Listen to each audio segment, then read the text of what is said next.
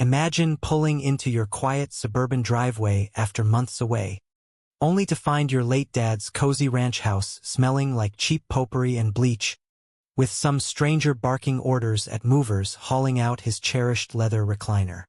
That's the gut punch Alex Reyes got, staring at the scene like he'd walked into a bad reality TV episode. But oh, this wasn't just any intruder. It was Karen Beaumont, the self-appointed HOA queen, turning his sanctuary into her twisted vision of community perfection. Alex froze in the doorway, his key dangling uselessly. The living room, once cluttered with fishing trophies and faded photos, now sported sterile white walls and generic art that screamed hotel lobby chic. Karen spun around, her plump frame squeezed into a pastel polo shirt emblazoned with the HOA logo, clipboard in hand like a scepter. "Ah, Mr. Reyes," she cooed, her voice syrupy sweet but laced with that fake concern HOA tyrants perfect. "You're early. We're just optimizing this property per the bylaws. You know, to maintain those all-important curb appeal standards." Alex's jaw tightened. "Optimize? This is my dad's house. He left it to me free and clear. Get out before I call the cops." Karen's smile didn't waver, but her eyes narrowed. "Oh, honey, bless your heart. The covenant clearly states any vacant home over 6 months falls under HOA management to prevent blight.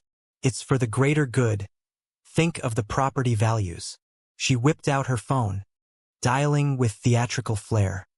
911? Yes, this is Karen Beaumont, HOA president at 42 Maple Lane. There's an unstable man here, yelling threats. He claims ownership, but I suspect grief-induced delusions from his father's tragic passing. Alex stood there, seething, as Deputy Harlan pulled up, nodding knowingly at Karen like she was the neighborhood saint. Kicked to the curb like yesterday's trash. Alex holed up in a dingy motel, rumors already swirling on the neighborhood Facebook group. That Reyes kid's unhinged, probably on drugs. Poor thing. His tire slashed overnight? A coincidence, per the gossips. But Alex stayed cool, piecing it together. His dad wasn't just a retired teacher. He'd been quietly digging into the HOA's shady deals, like how Karen inflated fees to line her pockets, laundering funds through bogus improvements. "Neighbor old Mrs. Patel whispered over fence line tea. "Your pa had proof, a ledger and flash drive hidden in the house. He said Karen's not just bossy. She's tied to shady developers flipping homes for quick cash." Alex nodded, rage simmering. "She killed him, didn't she? That accident on the icy road." Mrs. Patel paled. "He was close to exposing her. Be careful. She's got eyes everywhere."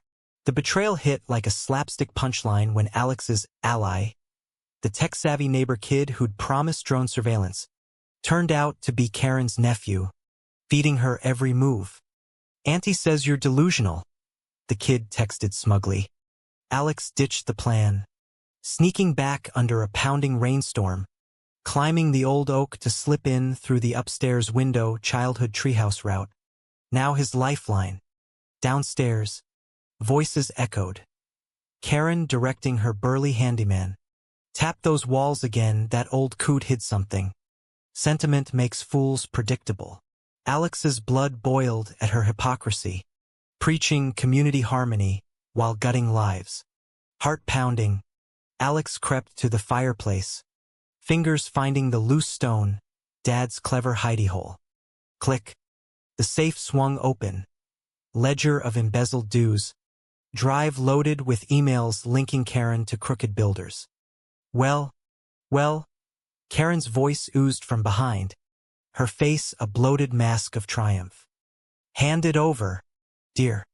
For the community's sake." Her goon lunged, but Alex shoved a tacky HOA-approved vase into his path, sending him sprawling into a pile of mandatory holiday decorations. Chaos erupted. Karen shrieked, "This is trespassing. I'll fine you into oblivion."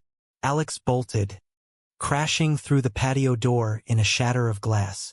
Evidence clutched tight, vanishing into the storm. Days later, FBI vans swarmed the cul-de-sac, cuffing Karen mid-rant about lawn height violations. Her empire crumbled, exposed as a petty tyrant scam. Alex reclaimed the house, the air finally smelling like home again. But a cryptic text buzzed, "You should have paid the dues." Was Karen the real villain? Or just a cog in a bigger HOA machine? Who's truly at fault when rules become weapons, the enforcer, or the system that empowers them?